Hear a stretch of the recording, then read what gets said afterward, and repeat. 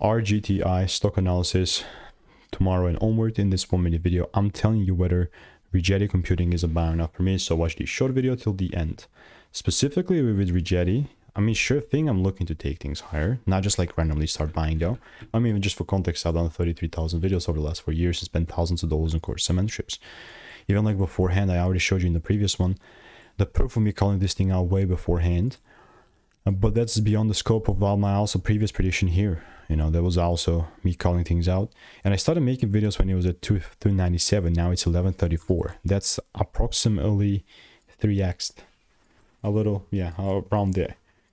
Yeah, beautiful biases, man. Like, it's still quite of a bullish market. I mean, the thing about this is that, yes, I'm very open to even buying more, but like if the price comes inside my demand area and gives me a double break, if it just goes up without me, so be it. You know, I will not force anything. So if you want to make more money trading in a simple and lean way, click the first link in the description. It's a free newsletter.